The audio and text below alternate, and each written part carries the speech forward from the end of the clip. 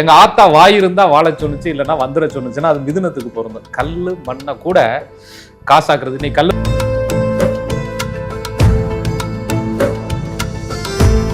ஆக சாதுரியம், புத்திசாலித்தனம், பேச்சு திறன், கவிதை திறன், நகைச்சுவையாக உன்னை கடந்து செல்வது, விட்ட காரியங்களை திரும்ப தொடர்ச்சியாக செய்வது.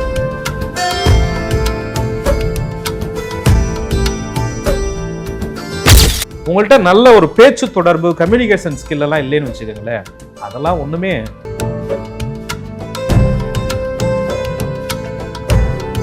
அந்த யோகத்தை அனுபவிக்கிறதுக்கு குடும்பத்தை விட்டு பிரிஞ்சிருக்க வேண்டிய சூழல், எப்பயாவது ஒருக்கா வந்துட்டு போற மாதிரி அலைச்சல், மறைவு பெற்ற வாழ்க்கை, வெளியில போய் வாழ்றது, அவங்களுக்கு எல்லா விஷயமும் கிடைக்கும்.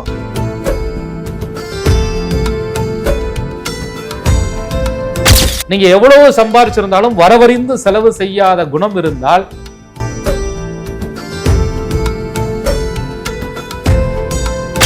என்னடா இருந்தாலும் எப்ப பேசினாலும் ஏதாவது குழப்பி விட்டுக்கிட்டே கன்ஃபியூஸ் பண்ணி விட்டுக்கிட்டே இருக்கா.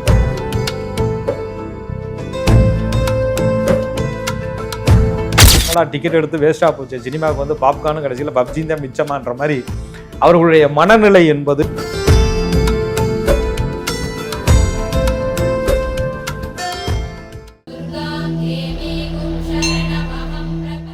அன்பான நேயர்களுக்கு வணக்கம். ஒவ்வொரு லக்னத்துல பிறந்தவங்களுடைய வாழ்க்கையை மாற்றி அமைக்கக்கூடிய ராஜயோக கிரக அமைப்புகளை பத்தி நம்ம தொடர்ச்சியா பார்த்துட்டு இருக்கோம்.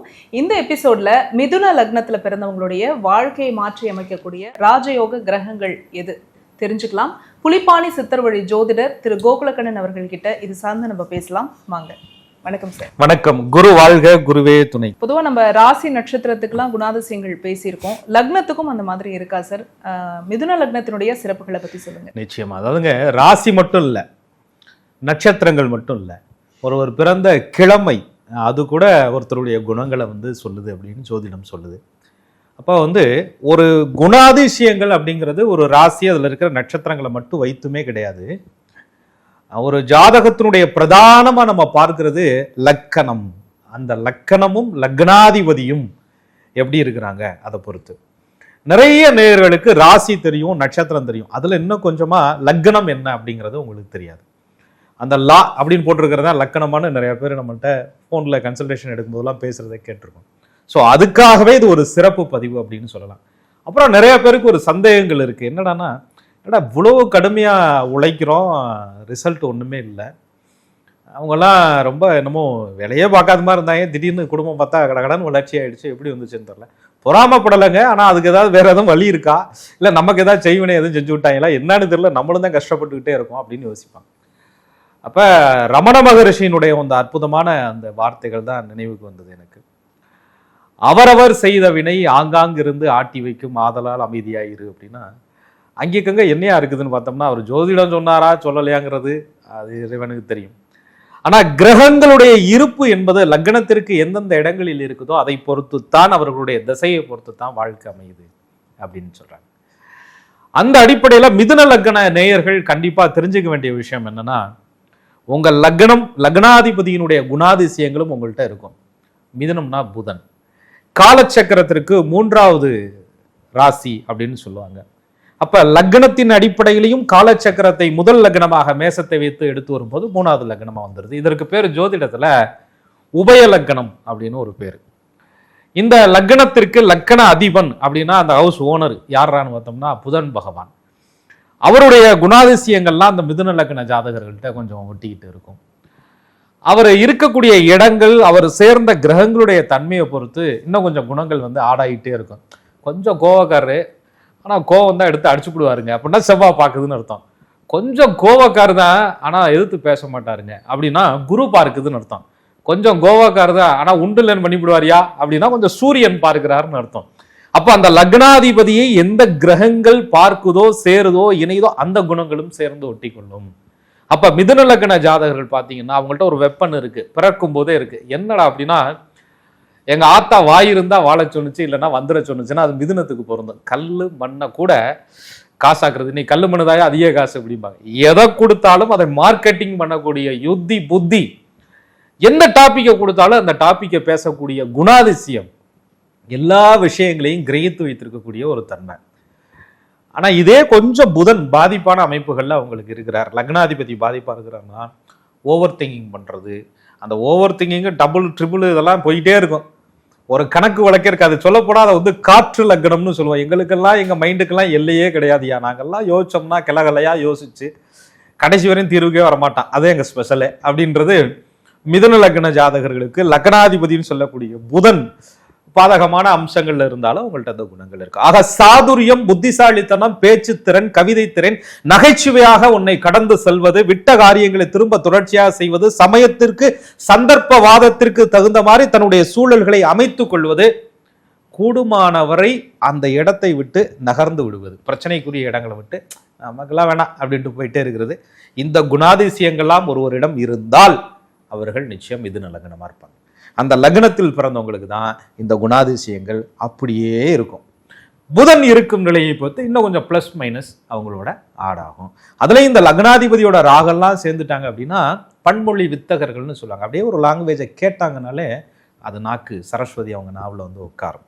கம்யூனிகேஷன் அது வந்து சாதாரணமாக ஒரு மாவட்டம் ஒரு மாநிலம்லாம் கடந்து நாடு அதர் கம்யூனிகேஷன் எங்கேப்பா இருக்க, காலையில் நான் வந்து அங்கே இருக்கேன், காலையில் டிஃபன் அங்கே சாப்பிடுவேன், மத்தியானம் லஞ்ச் இங்கே சாப்பிடுவேன், நைட்டு வந்து ஊருக்கு வந்துடுவேன் அப்படின்ற மாதிரி ஒரே ஆகாயமாக இருக்க பயணங்கள்லாம் தூதர்கள் அப்படின்னு சொல்லுவாங்க, தூதுவர்கள் அப்படின்னு சொல்லுவாங்க. இதெல்லாமே பார்த்தீங்கன்னா மிதுன லக்னம்.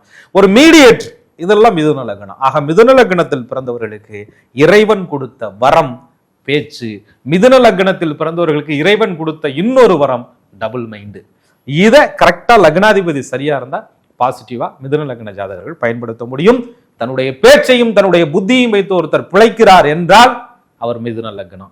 தன்னுடைய பேச்சையும் புத்தியினாலையுமே ஒருத்தர் கெட்டு போயிடுறாருன்னு சொன்னாலும் மிதுன லக்னம். அப்ப நீங்க சொல்றத பார்த்தா மிதுன லக்னத்துல பிறந்தவங்களுக்கு யோக கிரகமா புதன் தான் இருக்காரு இல்லையா? யோக கிரகங்கள்னு சொல்லும் போது அப்படி தனிப்பட்ட முறையில ஒரு ஜாதகத்துல எப்படி சொல்றாங்க அப்படின்னா லக்னாதிபதி, பூர்வ புண்ணியாதிபதி, 9 கூடைய பாக்கியாதிபதி, இவங்கெல்லாம் யோக கிரகங்கள் ஒரு டம். ஆனா யோக கிரகங்கள் எல்லா நேரத்திலையும் யோகம் பண்ணுமான்னு கேட்டா அதுவும் இல்லை. லக்னத்திற்கு அவயோக கிரகங்களும் சில நேரம் நல்லதுல வந்து உட்கார்ந்து நல்ல அமைப்புகளை பண்ணுவாங்க. அதே ஜாதக கட்டத்துல இருக்கிற சூழலை பொறுத்து தான் அந்த விதி அப்படின்றது தீர்மானிக்கப்படுது. அதனாலதான் இதுக்கு ஒரு வரையறைக்குள்ள கொண்டுட்டு வர்றது ரொம்ப கஷ்டமான ஒரு காரியம். இந்த கிரகம் நல்லதுதான் பண்ணும் அப்படின்னா அதுக்கு நிறைய விதிவிலக்குகள் சொல்றாங்க. நீசமா, அஸ்தமா, வக்கரமா, அஸ்தங்கதமா, பார்வை என்ன, சேர்க்கை என்ன, நவாம்சம் என்ன, அங்கீசம் என்ன, பாதம் என்ன, சாரம் என்ன, ஆமா இவ்வளவும் பார்த்து அது நல்லது பண்ணா படலைன்னா என்ன அப்படின்ற மனநிலைக்கு வந்துடும்.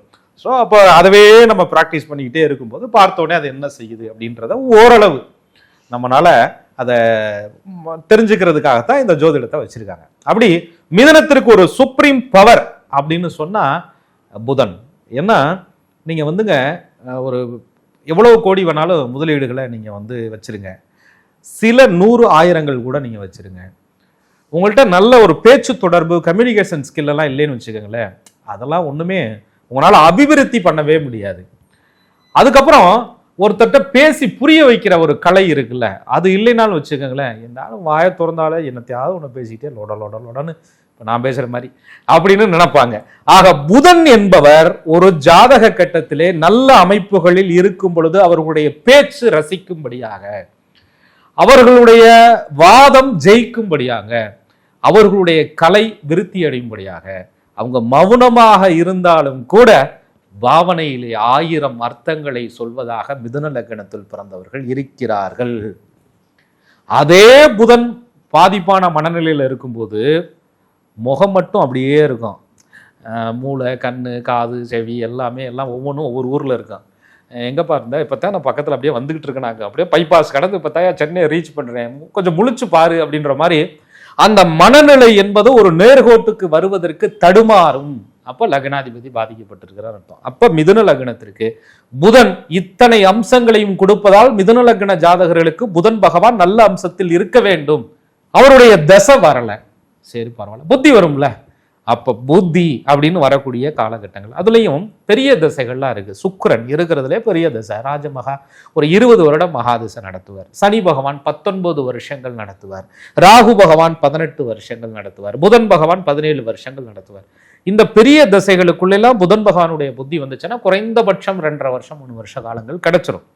ஷார்ட் பீரியட்ல இது என்னடா அது, ஒரு ஷேர் மார்க்கெட்ல நுணுக்கமா சம்பாரிச்சவங்கள பாருங்க, கணக்கு போட்டு சம்பாரிச்சவங்கள பாருங்க, நான் அன்னைக்கு கால்குலேஷன் பண்ணி வச்சிருந்தேன் இன்னைக்கு ஜெயிச்சேன்னு சொல்றவங்கள பாருங்க, இவங்களுக்கெல்லாம் ஜோதிட கட்டத்திலே புதன் வலுவாக இருக்கும். ஜோதிடம் பேசுவதற்கும் ஜோதிடம் படிப்பதற்கும் ஜோதிட ஞானத்தை கிரகித்து மனதிற்குள்ளே வைத்துக் கொள்வதற்கும் புதனுடைய தயவு நிச்சயமாக வேணும். கணக்கு அப்படின்னு சொல்லக்கூடிய கணக்கு சம்பந்தப்பட்ட விஷயங்கள், மார்க்கெட்டிங் சம்பந்தப்பட்ட விஷயங்கள் அத்துணைக்கும் புதன் பகவானுடைய சம்பந்தம் வேணும். நீங்க எவ்வளவு சம்பாரிச்சிருந்தாலும் வரவறிந்து செலவு செய்யாத குணம் இருந்தால் உங்களுக்கு புதன் வீக்கா இருக்குன்னு அர்த்தம். இவ்வளவுதான் வருமானம், இவ்வளவுதான் செலவு நீங்க யூகித்து செயல்பட்டீர்கள் என்றால் புதன் உங்க ஜாதகத்துல நல்லா இருக்கிறாரு, கணக்கை சரியா கொடுக்குறாரு. அந்த கணக்கை கொடுத்து வாழ்க்கை கணக்கையும் சரியாக பயன்படுத்துவாங்க. எக்காரணத்தை கொண்டும் பணம் இல்லை, எனக்கு வாழ்க்கையில பிரச்சனை இருக்குன்னு தடுமாறவே மாட்டாங்க. மிதுன லக்னத்தில் பிறந்தவர்களுக்கு புதன் வலுவாக இருக்கும் பட்சத்தில் என்றோ ஒரு நாள் அவர்கள் சேமித்து வைத்த மனக்கணக்கு திட்டங்கள் இன்னைக்கு அவங்க வாழ்க்கையில பயன்பட்டு இருக்கோம். ஆக மிதுனத்தினுடைய அமைப்பு புதனுடைய அமைப்பு சிறப்பாக இருந்தால் முதல் தர ராஜயோகம். மிதுன லக்னத்துல பிறந்தவங்களுக்கு யோகத்தை தரக்கூடிய 2வது கிரகம் இது சார். மிதுன லக்ன ஜாதகத்திற்கு நம்ம அமைப்புகள் எப்படி பார்க்கணும்னா, ஜோதிடமே என்ன சொல்லுது, பூர்வ ஜென்மத்துல செய்த புண்ணியமும் பாக்கியமும். ஒன்று உங்கள் பரம்பரையெல்லாம் உங்கள் தாத்தா பாட்டன்லாம் அவ்வளோ நல்ல விஷயங்களை செஞ்சவங்கயா, நல்ல குடும்பத்தில் வந்து பிறந்தவங்க அப்படிம்பாங்க. உங்கள் அப்பா ஒரு கெடுதல் யாருக்கும் நினச்சிருக்க மாட்டாரியா, தள்ளி நின்று பேசியிருக்க மாட்டாரியா மனுஷன் அப்படிம்பாங்க. அல்லது நம்ம என்ன செஞ்சுட்டு வந்தோம் நமக்கு தெரியாது இல்லையா, அதெல்லாம் குறிகாட்டக்கூடிய கிரகம் 5ஆம் அதிபதி, பூர்வ புண்ணிய ஸ்தானாதிபதி அப்படின்னு சொல்லுவாங்க. ஆக மிதுனத்திற்கு பூர்வ புண்ணியாதிபதி யாரு, சுக்கிர பகவானா வர்றார். அவரே 12 குடைய விரையாதிபதியாக வந்தாலும் கூட 5ஆம் இடத்து பூர்வ புண்ணிய ஆதிபத்தியம் கிடைச்சதுனால மிதுன லக்னக்காரர்களுக்கு அவர் யோகத்தை தான் கொடுக்கிறார். நல்ல இடத்துல இருக்கணும். மிதுன லக்னத்தினுடைய சிறப்பே நல்லா கம்யூனிகேஷன் பண்ணுவாங்க, பேசுவாங்க அப்படின்லாம் சொல்றோம். இந்த சுக்கிரன்லாம் நல்லா இல்லைன்னா செவத்தை பார்த்து நீ வாட்டில் பேசிக்கிட்டே இரு, எனக்கு என்ன வந்துச்சு அப்படின்ட்டு போறவங்க போயிட்டே இருப்பாங்க.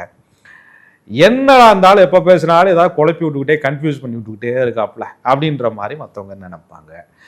அந்த பேச்சிலே அழகு வசீகரம் இருக்காது, அவங்க தொடங்கக்கூடிய காரியங்கள் முழுமையடையாது, அவங்களுடைய ஜனத்தொடர்புகள் அவங்களுக்கு இருக்காது, அவங்கள பார்த்தாலே என்னப்பாது அப்படின்ற மாதிரி ஒரு எரிச்சல் வரும், வந்துட்டான்ல அப்படின்ற மாதிரி இருக்கும். அவங்க காமெடியா பேசுறதா நினைச்சிட்டு மொக்க பிளேடு போட்டுக்கிட்டு இருப்பாங்க.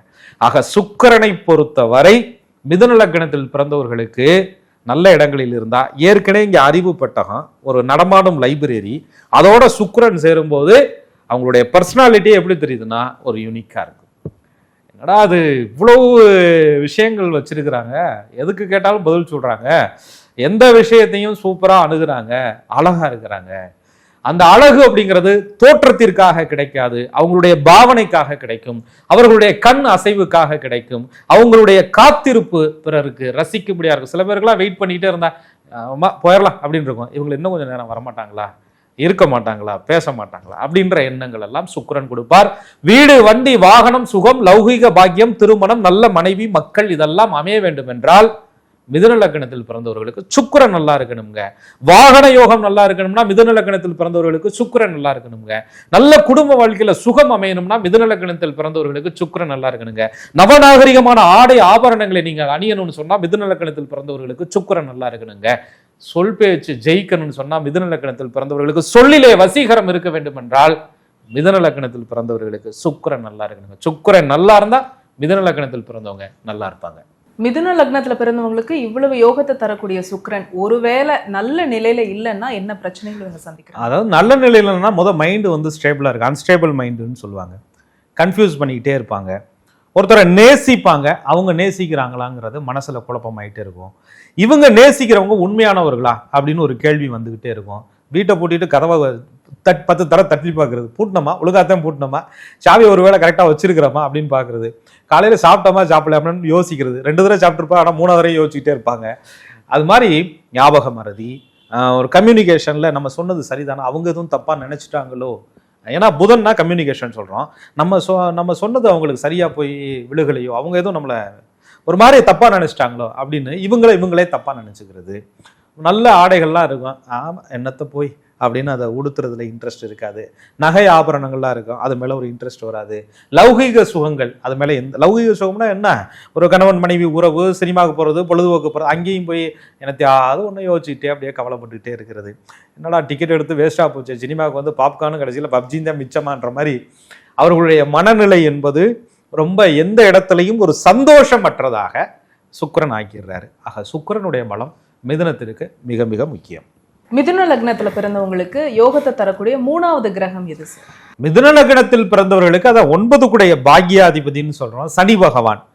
அங்க என்ன சொல்லுவாங்கன்னா, அவர் தான் 8ஆம் அதிபதி ஆச்சுல, எப்படி யோகத்தை கொடுப்பார் அப்படின்னா, 8ஆம் அதிபதியாக இருந்தாலும் 9 குடைய ஆதிபத்திய அமைப்பு வர்றதுனால அவர் பெரிய கடுமையான பலன்களை தர்றதில்லை. சில நேரங்களில் 8ஆம் இடத்தினுடைய பலன்களையும் தருவார். அது எப்படிப்பட்டதாக இருக்கும்னா, விபரீத ராஜயோகமா இருக்கும்.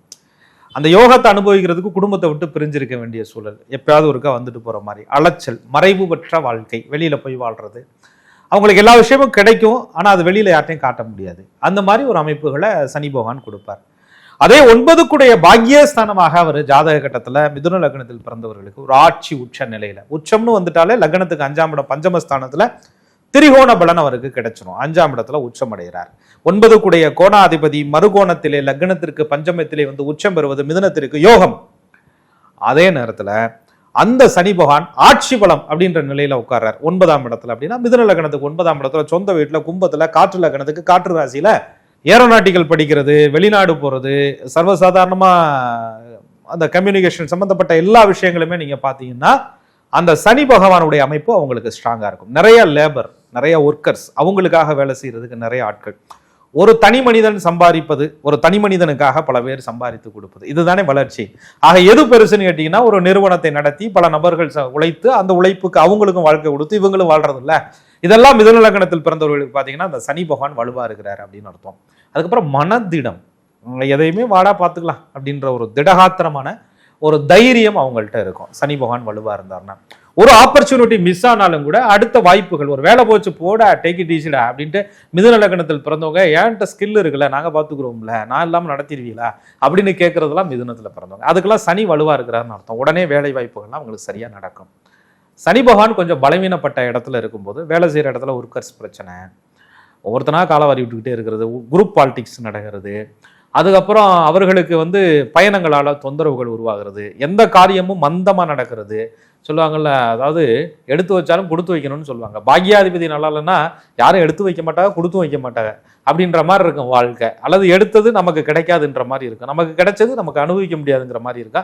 யாரோ ஒருத்தருக்கு பலன் தருதியா அப்படின்ற மாதிரி இருக்கு. நீ கஷ்டப்பட்டு உழைச்சி சம்பாரிச்சு உன் பிள்ளை உன் பேரை கூட சொல்ல மாட்டேங்குது அப்படின்ற மாதிரி இருக்கும். 9 கூடிய பாக்கி, எனக்கு நேரம் சரியில்லைப்பா, எங்க அப்பையும் 1 ரூபா கூட சம்பாரிச்சு வைக்கல, நான் சம்பாரிச்சு வச்சிருக்கேன், ஆனா என் பேரை சொல்ல மாட்டேங்கிறானே அப்படின்ற மாதிரி ஒரு வருத்தம். அந்த 9 குடைய பாக்யாதிபதி பலம் இல்லை என்றால் புகழ் இல்லை. 9 குடைய பாக்யாதிபதி பலம் இல்லை என்றால் செல்வ பலம் இல்லை. 9 குடைய பாக்யாதிபதி பலம் என்றால் நீங்க அனுபவிக்கிறதுக்கு கொடுப்பனை இல்லாத ஆளு அப்படின்னு வருது.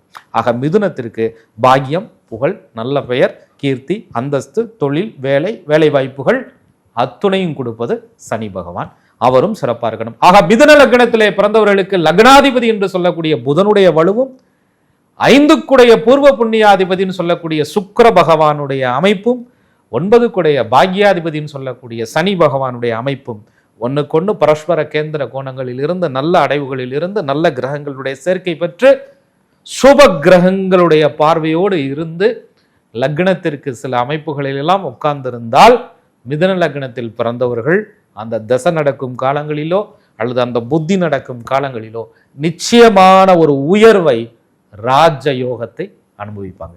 மிதுன லக்னத்துல பிறந்தவங்களுக்கு ராஜ யோகத்தை தரக்கூடிய 3 கிரகங்கள் புதன், சுக்கிரன், சனி அப்படின்னு சொல்லியிருக்கீங்க. மற்ற கிரகங்கள்லாம் சார்? நிச்சயமா. அதாவது இதுல முக்கியமா எடுத்துக்க வேண்டியது ராகு கேது பகவான், அவங்களாம் எப்படி இருக்காங்க அப்படின்னு பார்க்கணும்.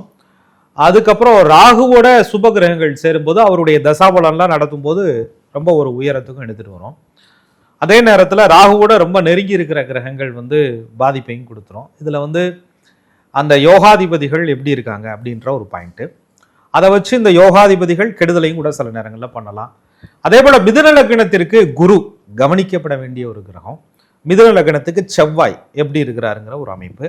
மிதுன லக்ன ஜாதகர்களுக்கு சந்திரன், அவர் எந்த ராசி, அப்படி எந்த நட்சத்திரத்தில் இருக்கிறார், அது ரொம்ப முக்கியமான விஷயம். அப்படி நம்ம ராகு கேதுக்கள் இவங்களுடைய அமைப்புகள் இதெல்லாம் வந்து பார்ட் 2ல இந்த லக்னத்துக்கு இவங்கெல்லாம் என்னென்ன இருந்தால் என்னென்ன பலன்களை தருவாங்க, இவங்க எதிராக இருந்தால் என்னென்ன இருக்கும் அப்படின்றத தெளிவாக பார்க்கலாம். பார்ட் 3ல இந்த கிரக சேர்க்கைகளுக்கான அமைப்புகள் என்னென்ன இருக்கு, இந்த கிரகங்கள் சேர்ந்து இருந்தால் என்னென்ன விளைவுகள் இருக்கு, அதற்கான வழிபாடுகள் என்ன அப்படிங்கிறத பார்ட் 3ல அடுத்தடுத்து பார்ப்போம். தொடர்ச்சியாக நேயர்கள் இதோட பயணிக்கும் பொழுதுதான் அவங்களுக்கு இதை பற்றிய புரிதல்கள் அவங்களுக்கு நிறைய வரும். நிறைய நண்பர்களுக்கு இப்போ ஜோதிடம் தெரியுது. ஸோ அவங்களும் இதை கனெக்ட் பண்ணிக்கிறதுக்கு நம்ம பகிர்ந்துக்கிறதுல எனக்கு ஒரு சந்தோஷமா இருக்கு. பொதுவா நம்ம வாழ்க்கையில நடக்கக்கூடிய யோகமோ இல்ல பிரச்சனையோ அதுக்கு வந்து என்னென்ன கிரகங்கள் காரணமா இருக்குங்கிற ஒரு அடிப்படையான புரிதல் தெரிஞ்சிருச்சு அப்படின்னாலே நம்மளுடைய வாழ்க்கையில நம்மளுடைய முன்னேற்றத்தை யாராலையும் தடுக்க முடியாது. அந்த வகையில இந்த எபிசோட்ல மிதுன லக்னத்துல பிறந்தவங்களுக்கு ராஜயோகத்தை தரக்கூடிய கிரகங்களை பத்தி சொல்லியிருக்கீங்க. விரைவிலே நீங்க சொன்ன மாதிரி மற்ற கிரகங்கள் என்ன மாதிரியான யோகத்தை உங்களுக்கு கொடுக்கும் அப்படிங்கிறதையும் பேசலாம் சார். நன்றி. நன்றி. குரு வாழ்க, குருவே துணை. என்ன நேயர்களே, மிதுன லக்னத்துல பிறந்த நீங்க உங்களுடைய வாழ்க்கையை மாற்றி அமைக்கக்கூடிய ராஜ யோகத்தை தரக்கூடிய கிரக அமைப்புகளை பத்தி, கிரகங்களை பத்தி இந்த எபிசோட்ல நீங்க கேட்டு தெரிஞ்சுட்டு இருந்திருப்பீங்க. இதே மாதிரி ஒவ்வொரு லக்னத்துக்கும் நம்ம பேசிட்டு இருக்கோம். இது எல்லாமே உங்களுடைய யூடியூப் நோட்டிபிகேஷன்ஸ்ல ஆட்டோமேட்டிக்கா வரணும் அப்படின்னா நீங்க செய்ய வேண்டியது ஆஸ்ட்ராலஜர் கோகுலக்கண்ணன் யூடியூப் சேனலை உடனடியாக சப்ஸ்கிரைப் பண்ணிக்கோங்க. பக்கத்தில் இருக்கக்கூடிய பெல் ஐக்கானை மறக்காம கிளிக் பண்ணிடுங்க. இந்த வீடியோவை நீங்க பார்த்ததற்கு மிக்க நன்றி.